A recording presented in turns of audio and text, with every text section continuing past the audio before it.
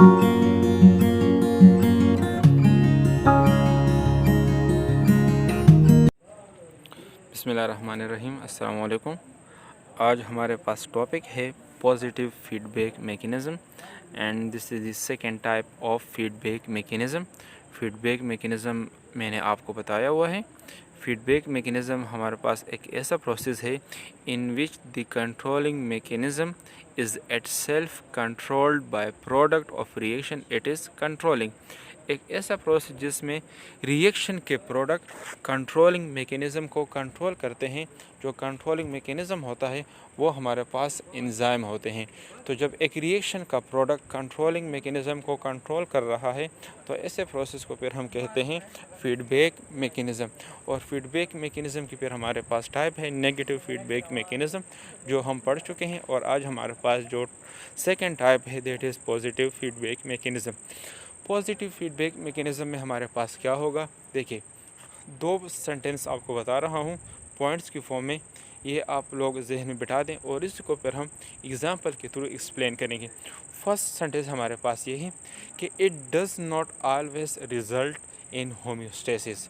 First मतलब homeostasis, इसका result homeostasis भी हो सकता है, लेकिन ज़रूरी नहीं कि इसका रिज़ल्ट होम्योस्टेसिस पे ही ख़त्म हो। इट्स मीन के पॉजिटिव फीडबैक हार्मफुल भी हो सकता है। Second, it result in the amplification of direction of change. मतलब ये है कि जो चेंज आएगा तो उसका डायरेक्शन और भी इंक्रीज़ होता जाएगा। अब किस तरह हम कह सकते हैं कि इसका रिज़ल्ट हमारे पास हमेशा यूज़फुल नहीं होता, और किस तरह कह सकते हैं कि इसमें हमारे पास जो चेंज आता है इसका डायरेक्शन और भी इंक्रीज़ हो जाता है। तो ये हम अब एक एग्ज़ाम्पल के थ्रू पढ़ रहे हैं। अभी आपको स्क्रीन पे एक पिक्चर नज़र आ जाएगी जिसमें आप लोग देख सकेंगे कि हमारे पास एक कंडीशन है जो हमारे पास चाइल्ड बर्थ के टाइम होती है। तो जो चाइल्ड बर्थ का प्रोसेस होता है इसमें हमारे पास पॉजिटिव फीडबैक मैकेनिज़्म इन्वॉल्व होगा। अगर पॉजिटिव फीडबैक मैकेनिज़्म इन्वॉल्व होगा तो फिर हमारे पास चाइल्ड बर्थ होगी। अदरवाइज़ अगर हमारे पास ये प्रोसेस नहीं होगा तो फिर हमारे पास पॉजिटिव फीडबैक मैकेनिज़्म का प्रोसेस भी नहीं होगा।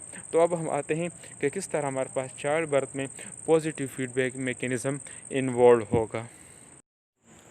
अच्छा, इस इमेज में आपको नज़र आ रहा है कि हमारे पास चाइल्ड बर्थ का स्टेज है और यहाँ पे इसका जो हेड है वो सर्विक्स की तरफ आया हुआ है, और इसी सर्विक्स के थ्रू हमारे पास बर्थ का प्रोसेस स्टार्ट हो जाएगा। अच्छा, बॉटम पे लिखा हुआ है oxytocin stimulate uterine contraction. Clear. इसके आगे अगर आप लोग लेफ़्ट साइड पे देख लेते हैं तो यहाँ पे लिखा हुआ है head of baby pushes against cervix. इसका ये मतलब है कि इस बेबी का हेड सर्विक्स की तरफ प्रेजेंट है। इसका जो हेड है वो सर्विक्स की तरफ है। अब जैसे ही इसका हेड सर्विक्स के साथ अटैच होगा तो सर्विक्स में मसल प्रेजेंट होते हैं। तो जैसे ही इसका हेड सर्विक्स के मसल के साथ अटैच होगा तो यहाँ पे फिर हमारे पास वो आप ऊपर देख सकते हैं जहाँ पे लिखा हुआ है nerve impulse from the cervix transmitted to the brain. तो यहाँ पे देखिए जैसे हेड टच होगा तो इस सर्विक्स में मसल प्रेजेंट है और मसल में फिर हमारे पास न्यूरॉन प्रेजेंट है। हेड टच होने के बाद एक नर्व इम्पल्स बनेगा, एक मैसेज बनेगा। यही वो मैसेज होगा जो फिर ब्रेन तक जाएगा। तो थर्ड में देख लें लिखा हुआ है brain stimulates pituitary gland to secrete oxytocin. अब ब्रेन को मैसेज मिल चुका है कि सर्विस के मसल के साथ हेड टच हो रहा है, तो यहाँ पे फिर ब्रेन एक्टिव हो जाता है। तो जैसे ब्रेन एक्टिव होगा अब इस ब्रेन ने एक रिस्पॉन्स बनाना है। तो ये रिस्पॉन्स देने के लिए ये पिट्यूटरी ग्लैंड को मैसेज देगा। पिट्यूटरी ग्लैंड को जैसे मैसेज मिलेगा तो वहाँ पे हमारे पास ऑक्सीटोसिन हार्मोन स्टोर फॉर्म में प्रेजेंट है जिसको हाइपोथैलेमस ने बनाया हुआ है। तो जैसे ऑक्सीटोसिन इस पिट्यूटरी ग्लैंड से रिलीज़ होगा तो यही वो ऑक्सीटोसिन होगा जो ब्लड के थ्रू आएगा यूटेरस में। यूटेरस वो रीजन है जहाँ पे ये बेबी प्रेजेंट है। तो जैसे ऑक्सीटोसिन ब्लड के थ्रू यूटेरस में आएगा तो वहाँ पे यूटेरस में सर्विक्स के मसल को और भी कंट्रैक्ट करेगा। तो जैसे ही सर्विक्स के मसल कंट्रैक्ट होंगे तो हमारे पास दोबारा एक नया नर्व इम्पल्स बनेगा। तो जैसे ही नर्व इम्पल्स बनेगा दोबारा ये मैसेज जाएगा ब्रेन तक, ब्रेन और भी एक्टिव हो जाएगा कि हेड और भी टच हो रहा है, तो जिसकी वजह से ब्रेन और भी मैसेज दे देगा पिट्यूटरी ग्लैंड को। तो जब पिट्यूटरी ग्लैंड को और भी मैसेज मिलेंगे तो ये और हार्मोन ऑक्सीटोसिन की सिक्रीशन करेगा। तो जितने ऑक्सीटोसिन ज़्यादा आते जाएंगे उतनी ही हमारे पास मसल कंट्रैक्शन भी ज़्यादा होती जाएगी। अब यहाँ पे देख लें हमारे पास चेंज क्या था। हमारे पास पहले एक नॉर्मल कंडीशन थी कि मसल कंट्रैक्शन नहीं हो रही।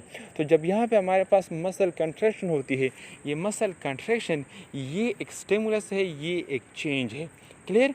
अब देखिए नॉर्मल था, लेकिन जैसे मसल कंट्रैक्शन स्टार्ट हो गई है तो ये muscle contraction that is stimulus a change. अब जैसे हमारे पास चेंज आया हुआ है, मसल कंट्रैक्शन हो चुकी है, तो दोबारा हमारे पास ऑक्सीटोसिन बन जाता है।